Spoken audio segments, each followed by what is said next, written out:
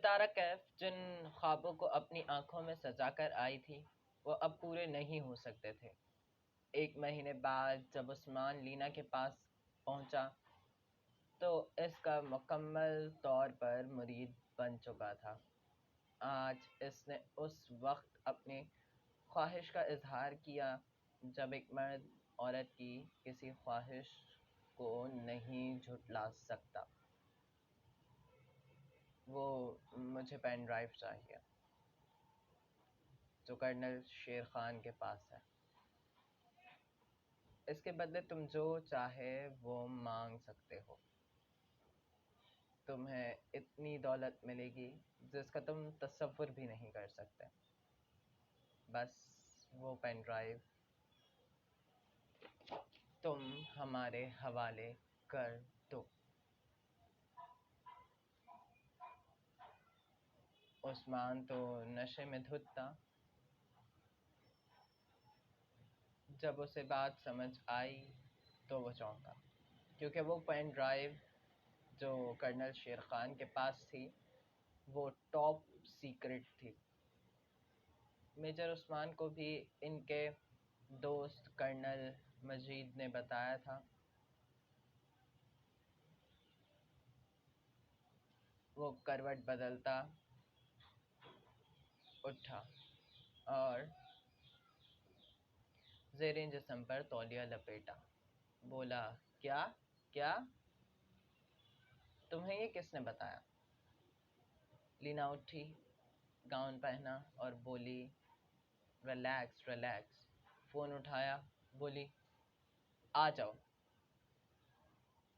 फौरन दरवाजे पर खटका हुआ और ताला खोलकर 2 बंदे कमरे में दाखिल हुए।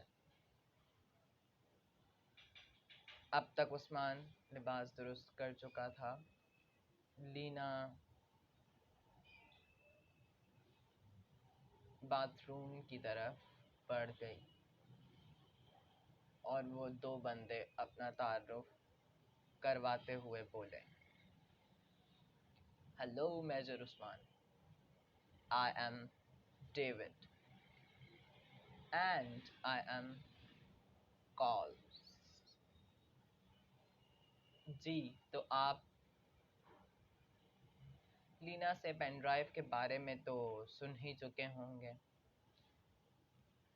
देखो देखो वो पेन ड्राइव टॉप सीक्रेट है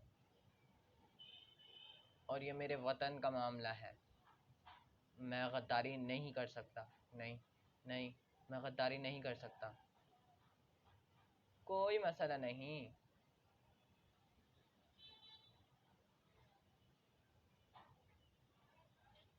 डेविड ने जेब से एक लिफाफा निकाला और तस्वीर का पलंदा दिखाया।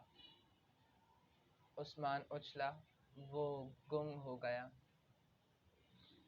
अब तुम शायद हमारे मुतालबे पर मंजूरी दे दोगे। और अब 1 महीना पहले तुम्हें जो खबर मिली थी इसका बदला नहीं लोगे क्या?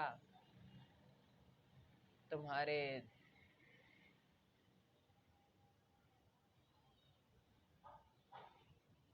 हम तुम्हारे दोस्त हैं। बेफिक्र हो जाओ, तुम्हारी जान को कोई खतरा नहीं है। ये हम कसम लेते हैं। उस्मान की आंखों पर ख्वाहिशात की पट्टी बन चुकी थी और वो जन की गुलामी कर रहा था। वतन फरोश मेजर उस्मान।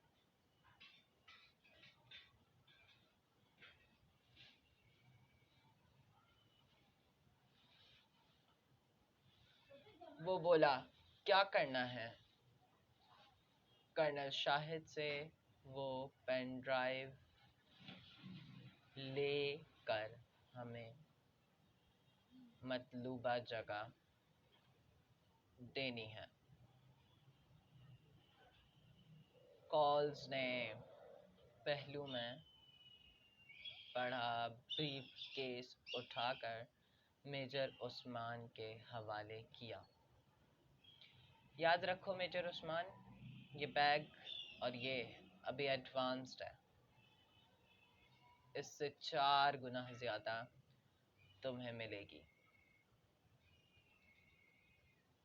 तुम्हें खुद ब खुद बाकी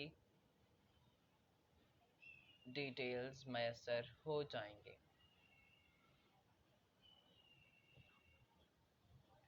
Voice on 2:25 p.m. Sound recorder. Recording. Tag. Pause button.